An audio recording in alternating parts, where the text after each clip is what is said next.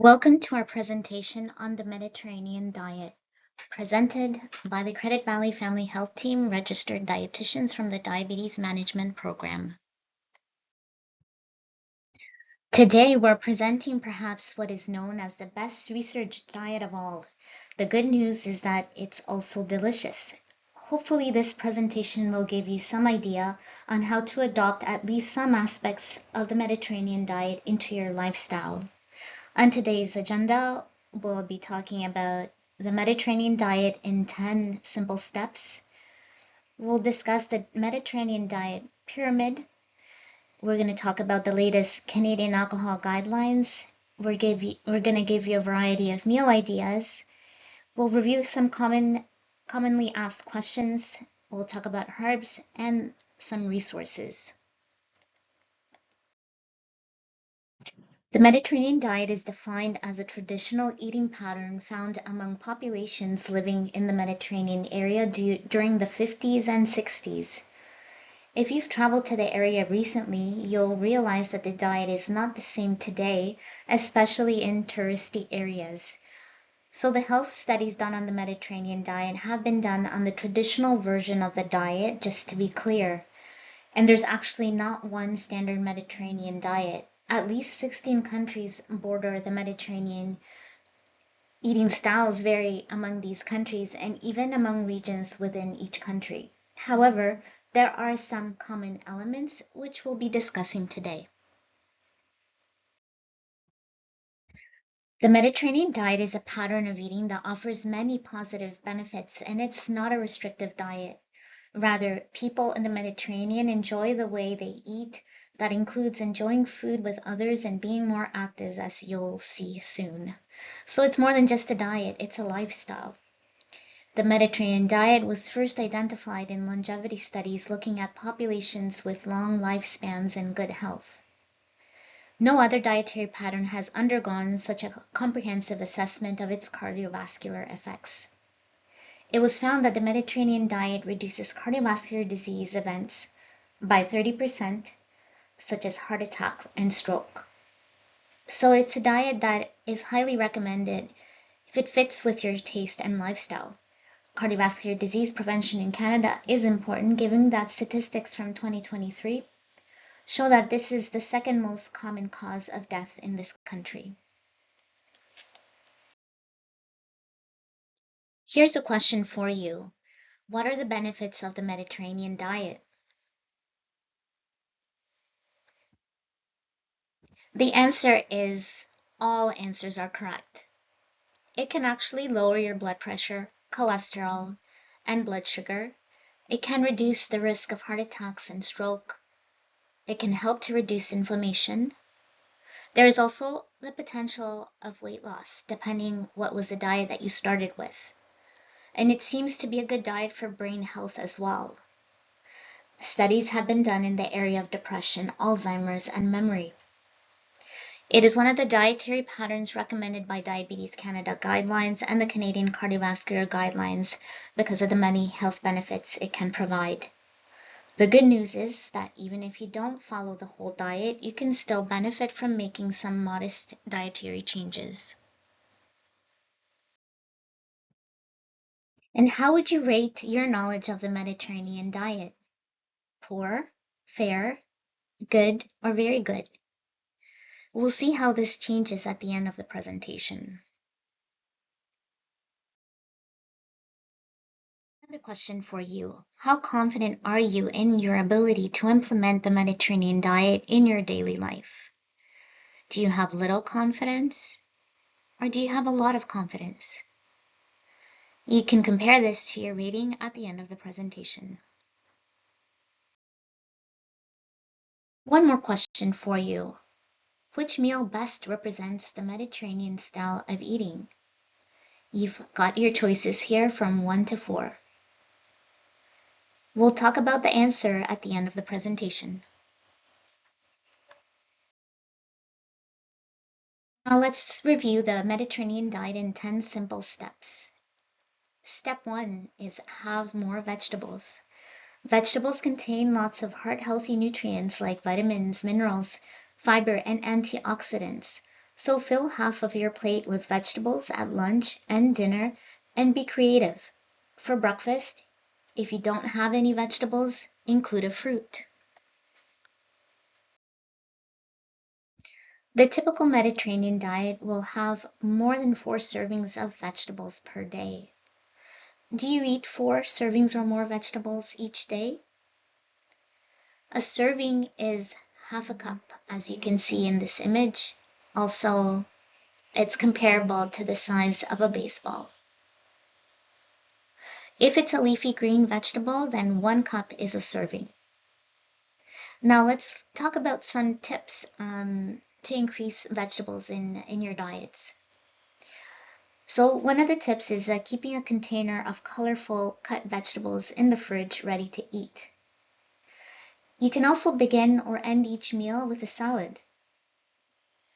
Try to choose crisp, dark greens and whatever vegetables are in season. You can have them raw or cooked or buy them fresh or frozen. Add different vegetables to the menu as not any one food has all the nutrients that you need. Try a new vegetable every week for variety. Step 2. Change the way you think about red meat. Enjoy it occasionally as a garnish. This is in line with portions recommended by Canada's Food Guide, as you see in the healthy plate model on the top right corner of the slide, where a quarter of the plate is protein. Those following the traditional Mediterranean diet save red meat for occasional consumption, accompanied by lots of vegetables, as in stews, stir fries, and soups. Think about how many times a week you eat red meat, pork, or processed meats like sausage or deli. In North America, we tend to consume red meat many times a week. In contrast, the traditional Mediterranean diet features protein that comes most often from plant sources and seafood. As well, poultry is consumed weekly. Red meat and processed meats are consumed less often. As a result, the risk of colon cancer is reduced with less processed meats, and overall, the diet provides less saturated fat compared to a typical North American diet, which can benefit heart health. In summary, you don't have to stop consuming red meat. Instead, try to choose fresh poultry, turkey, fish, legumes, or tofu more often than red and processed meats. Step 3. Cook a vegetarian meal once a week. Vegetarian protein like beans, lentils, chickpeas are consumed many times a week in the Mediterranean region. For starters, if you're not used to cooking with these, try to cook a vegetarian meal once a week. If you need recipe ideas, you can go to pulses.org. It's interesting to know that Canada is a major producer of pulses, and pulses are very affordable. For example, one small bag of pulses costs under $5 and can give you enough protein for about 10 servings or meals. Step 4. Have fish 3 or more times a week, especially fatty fish. This will give you the omega-3 fats that your body needs, as your body cannot make these. So what are good sources of omega-3 fats? Fatty fish like sardines, salmon, trout, herring, and many others. Fish is part of a heart-healthy diet. Some tips to include more in your diet is adding fresh or frozen fish fillets to your grocery list each week. Choosing fish when you eat at a restaurant is also another idea. We often get questions regarding fish contamination and issues of sustainability. This is a very useful handout that you can get from the Toronto Public Health website. It's called Guide to Eating Fish, and it has some information about the OceanWise label as well. As you can see the label on page 1. This guides you towards more sustainable sources. The chart also provides guidance on how many times a week you can consume certain fish to limit contamination from mercury. It also identifies which fish are the highest in omega-3 fats, and you can see these by the little heart sign beside the fish that are good sources of omega-3 fats.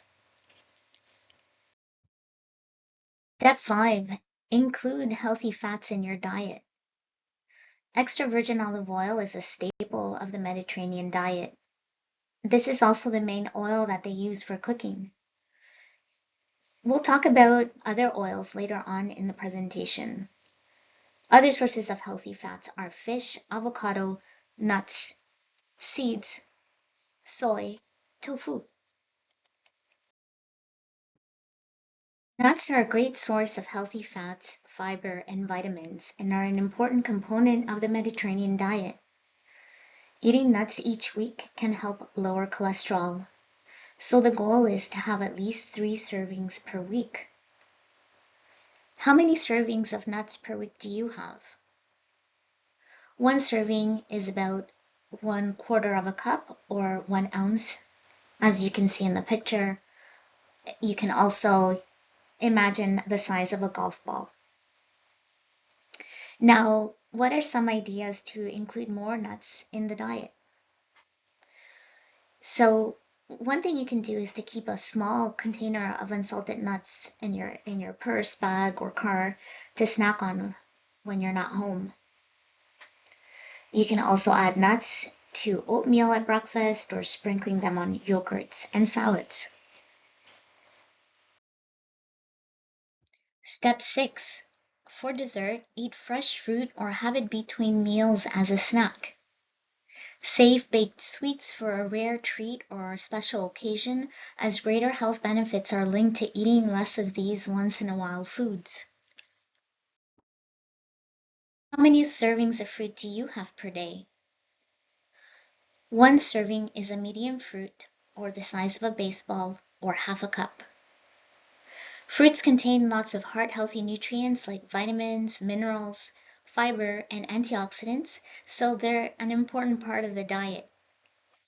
Many people with diabetes ask us if they can still eat fruit.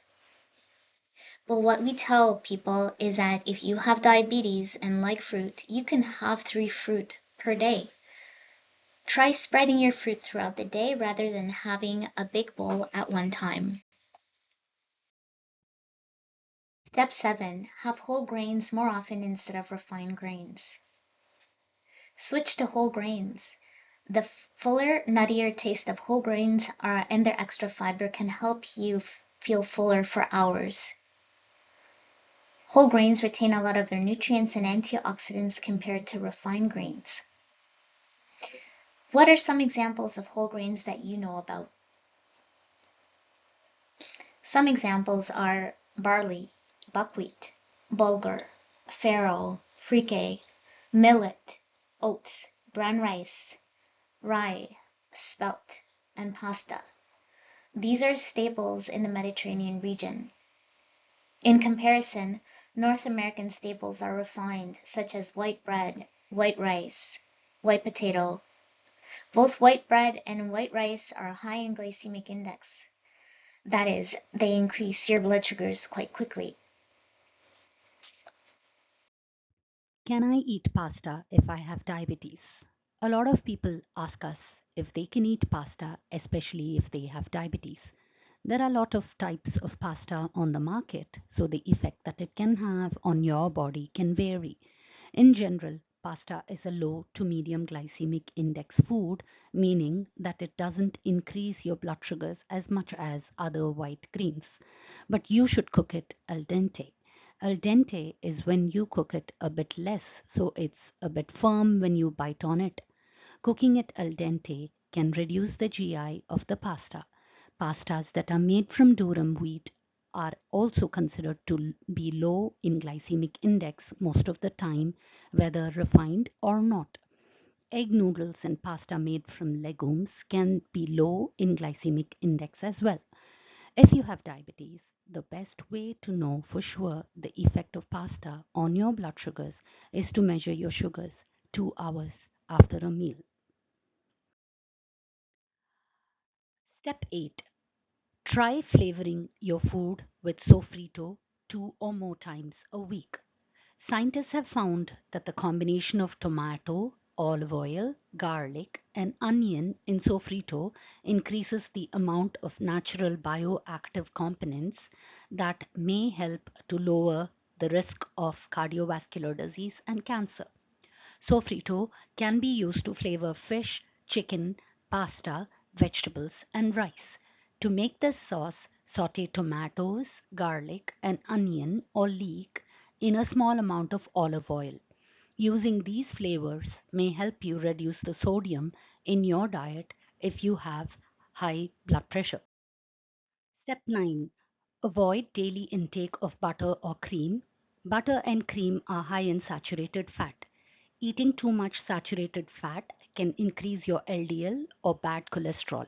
If you like spreads, an idea is to try avocado, guacamole, or hummus or bean dips on sandwiches instead of butter, for example, or try olive oil on toast instead of butter.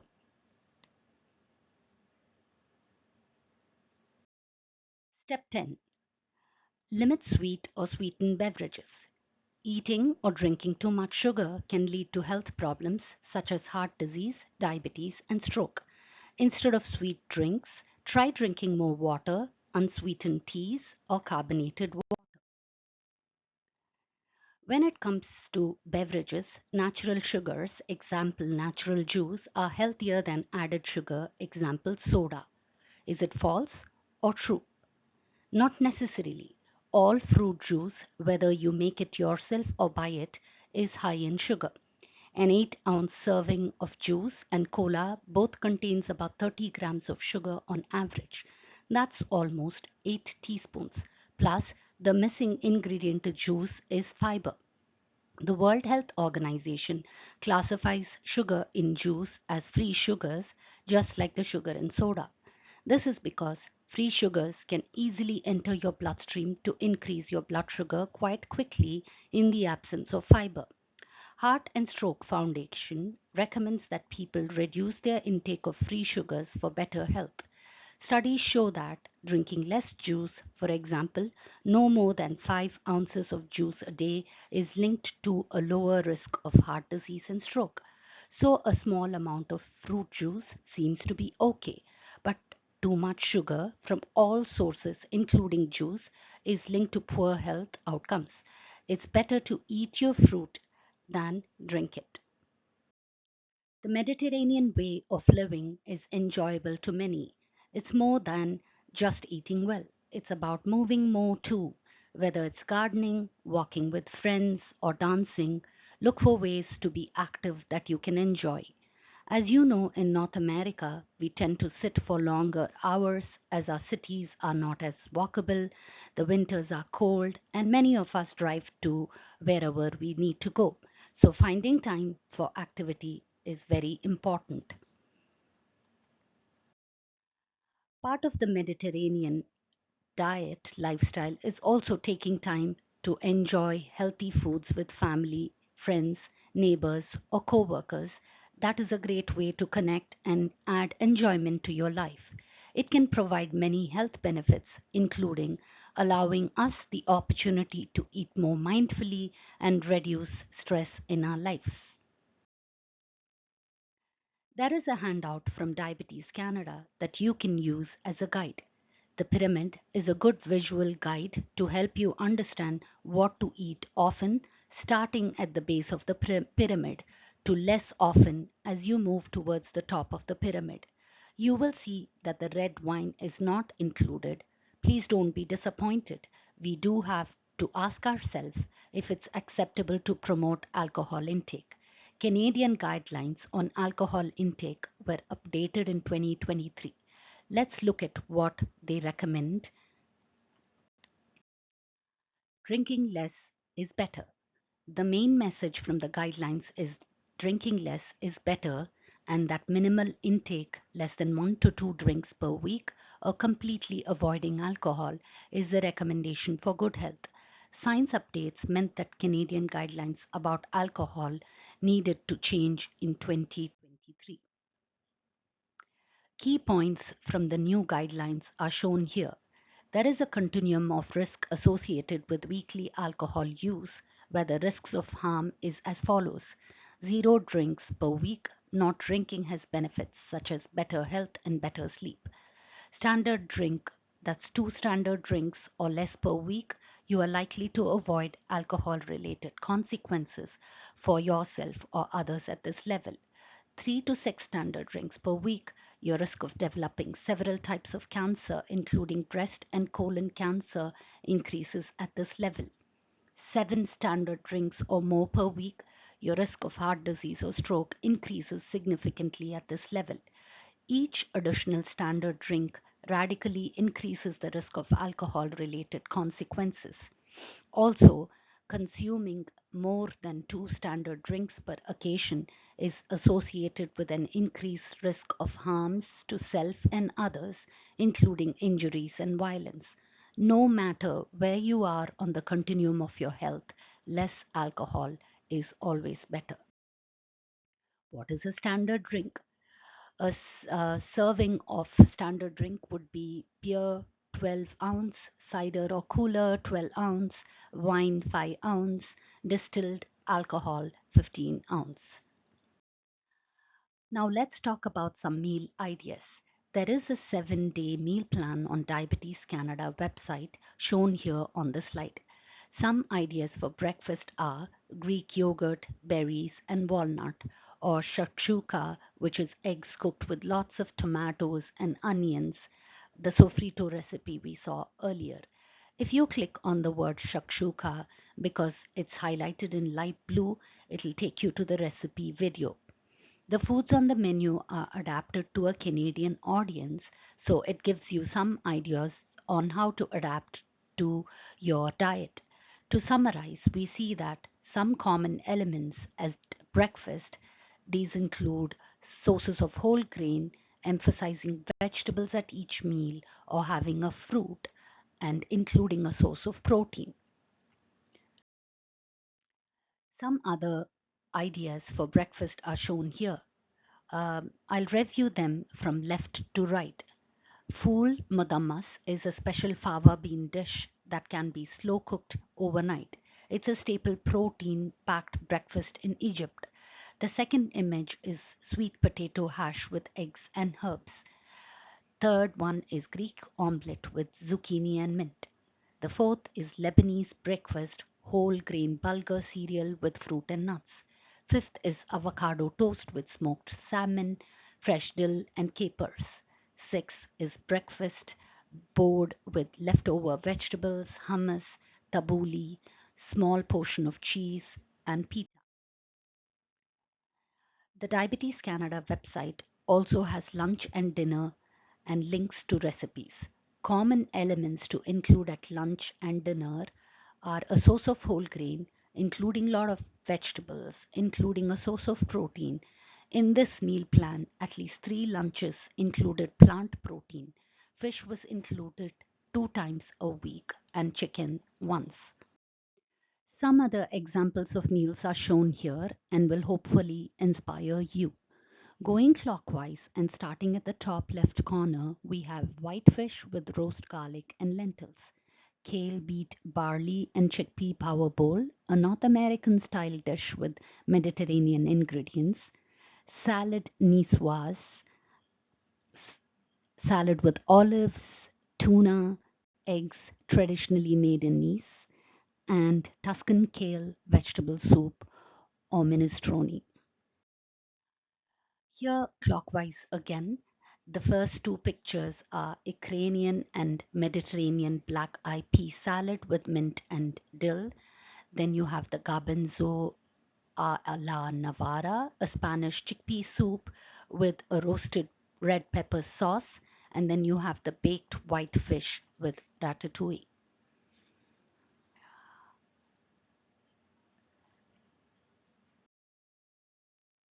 You might be wondering, how does it fit in my culture? You can use the Mediterranean diet pyramid to guide how often to eat certain foods. That is it daily component of the diet or is it consumed weekly or monthly? But when it comes to individual foods, you can include vegetables or fruit or herbs that are part of your culture. You might be pleased to know that research shows that even if you don't follow the whole diet, you can still benefit from making some modest dietary changes. So here you can see it is a South Asian cuisine, how you can switch ingredients of a South Asian cuisine with something from the Mediterranean style of diet. For example, if you eat white rice, you can switch to brown rice, wild rice, barley, quinoa, or millet. If you're usually eating naan, you can or roti made with white flour, you can switch it for whole grain, whole wheat flour to make your flat bread. And you can choose cooking methods such as using olive oil and limit deep frying with ghee and mustard oil. Add more vegetables from the culture, like half a plate at each meal, cauliflower, okra, bitter melon, spinach, and have legumes more often as a source of protein, such as moong dal, masoor dal, and chana dal. In this next section, we will review some commonly asked questions, and we will ask you to participate by putting your answers in the chat box.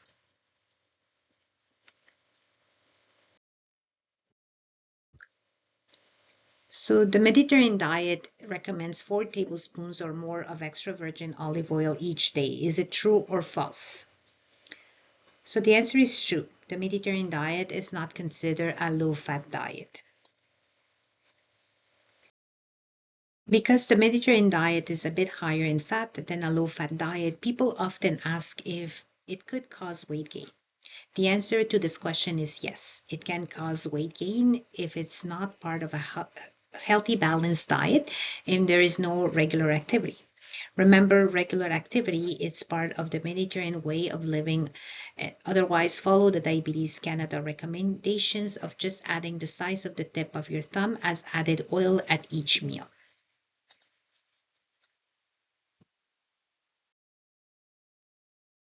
Another question we get asked is if extra virgin olive oil can be substituted with another oil. Extra virgin olive oil, it's a staple in the Mediterranean diet, but you can use other oils too, such as canola oil or other vegetable oils with some exceptions. Try not to use fats that have a high amount of saturated fat regularly, such as butter, lard, palm oil, and coconut oil. If you look at this chart, saturated fats is represented in red. Too much saturated fat in the diet can increase your cholesterol and is a risk factor for cardiovascular disease. All oils have saturated fat, but the healthier fats have less saturated fats and more essential fatty acids. That is polyunsaturated fats that you can see in the blue or orange. You will see that olive oil has a lot of oleic acid in yellow, which is another good fat.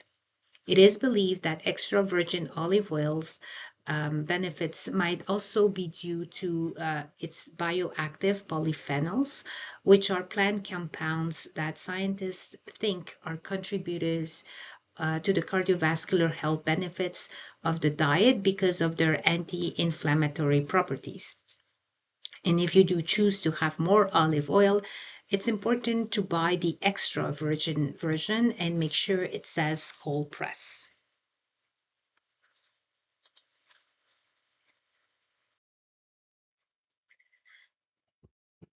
Cannot cook with olive oil. Is that true or false? And the answer is false. You can cook with olive oil at low temperature, like gentle stir frying. We do not recommend deep fat frying as a healthy cooking method. But if you're baking or grilling, you can use an oil that has a higher smoking point, such as avocado oil.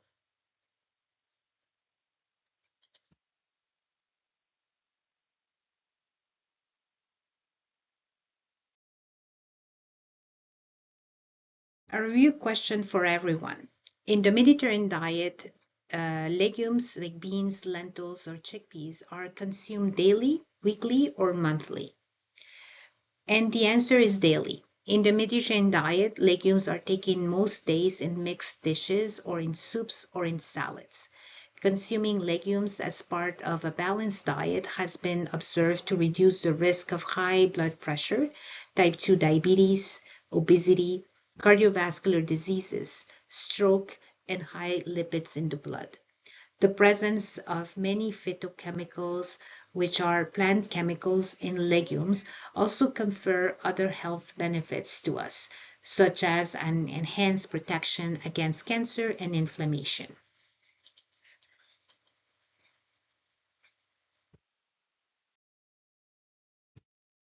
But if you don't like legumes and your food habits are different, don't worry. Having a variety of white meat and lean red meat, it's okay too. Do you eat poultry like chicken or turkey more often than red meat like beef, veal, pork, hamburger, deli, or sausage?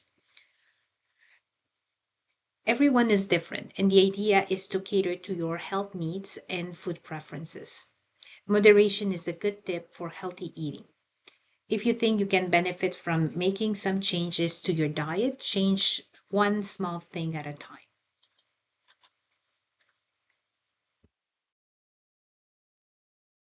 What about dairy? You might have seen that modern North American Italian cuisine has a lot of high-fat dairy. The traditional Mediterranean diet of the 50s and 60s was different. Dairy foods, especially fermented dairy like yogurt and traditional cheese, were eating in moderate portions on a daily or weekly basis. Aim for lower fat dairy by looking at the symbol in the front of the label for yogurt, or in this example, kefir, which is 1% MF. MF stands for milk fat. You want to choose plain products to avoid added ingredients like sugar. A product that is plain is usually made of milk and bacterial cultures and added vitamin D.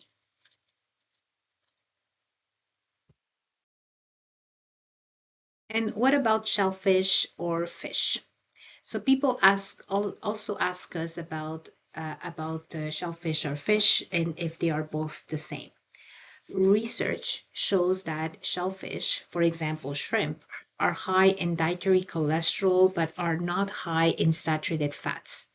It is believed that dietary cholesterol doesn't have as large of an effect on your blood cholesterol as previously thought. Rather, it is the saturated fat in the diet has more of a role. However, more research is needed because it is known that some individuals are high absorbers of cholesterol. So moderation in the diet is key. What is known is that fatty fish have the highest amount of omega-3 fats and seems to be protective of cardiovascular disease. How often do you use herbs or spices in your diet? Is it daily, weekly, or occasionally?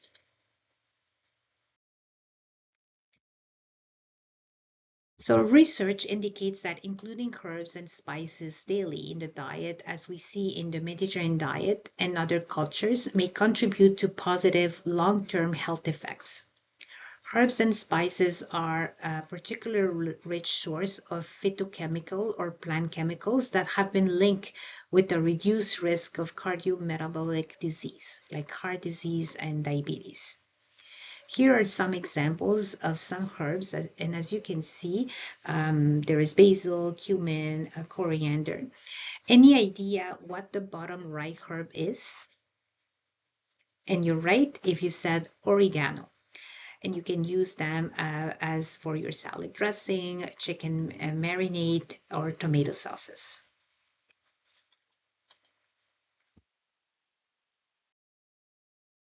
When using fresh herbs, add fresh herbs in the last 10 to 20 minutes of cooking or as a garnish.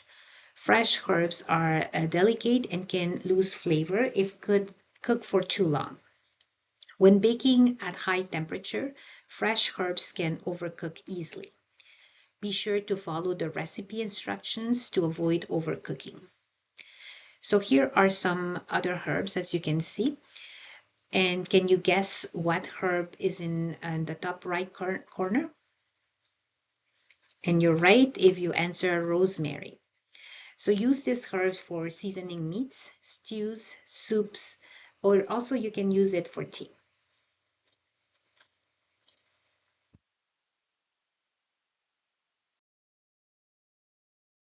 It is best to use fried herbs for a subtle background flavor. Add dry herbs at the beginning of the cooking process to allow time to release flavors. These are just some examples of dry herbs, and there are so many for you to explore. Za'atar. So za'atar is a herb and a spice mixture commonly used in Lebanese cuisine. It has a subtle taste with a nutty and crunchy feel. The mix includes za'atar, sumac, oregano, sesame seeds, and thyme. Za'atar is used in many ways. You can sprinkle over salads or rub onto meat. Herbe de Provence is a mixture of dry herbs considered typical of southeastern France. These blends often contain savory, marjoram, rosemary, thyme, and oregano, and even more. It's very versatile. You can use it to flavor meat dishes, whole grains, and even salads. Sumac, it's tart, citrus-like flavor with sweet and earthy notes, and it's used in Mediterranean and Middle Eastern cuisine to boost flavor. You can use it in salads as well as to flavor chicken and fish or other meats. So what herbs and spices are commonly used in your culture?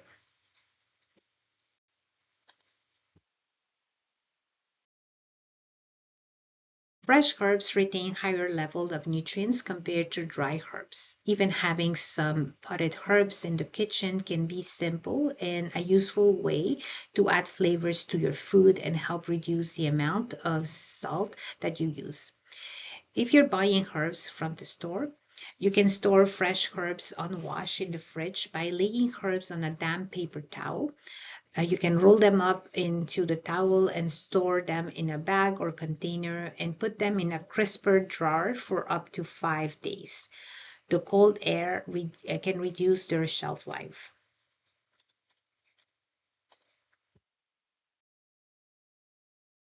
So you can also freeze herbs, and here's how. Wash the herbs in cool water, chop the herbs by hand or in a food processor, place herbs in an ice cube or tray, cover with water and freeze. Add to your foods towards the end of cooking to keep their color and fresh flavor.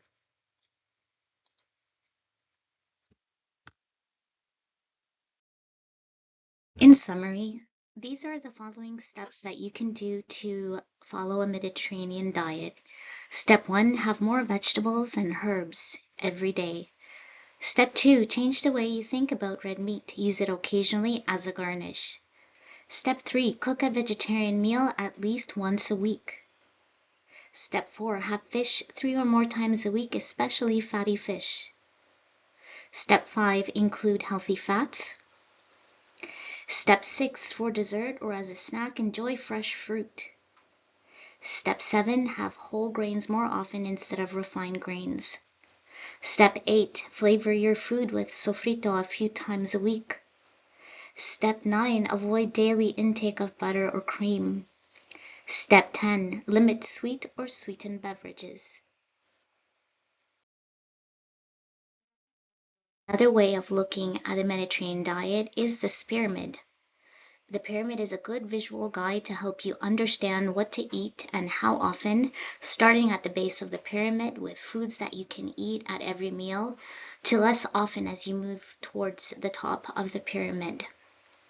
So in summary, you can base every meal around the following foods: vegetables, fruits, herbs, spices, legumes like beans, lentils, chickpeas, whole grains, olive oil, and nuts and seeds. Also, what you can eat at least 3 times a week is fish and seafood. And for the following foods, you can eat in moderate portions daily to weekly: poultry, dairy, cheese, and eggs. And what you need to eat less often than other foods are red meat and sweets. So going back again to the question we asked you at the beginning, please rate your knowledge of the Mediterranean diet. Do you think it's still poor? Or is it fair, good, or very good? So hopefully it was a good learning for you, this presentation, and your rating would have improved.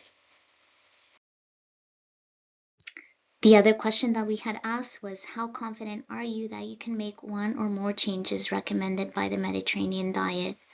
So an example is having more vegetables or having nuts in the diet, and we reviewed many other examples. So hopefully you would have had grown in confidence by the end of the presentation. Question, which meal best represents the Mediterranean style of eating? So number 1 is oxtail, number 2 is pizza, number 3 is fried rice, and number 4, well, that's the Mediterranean meal.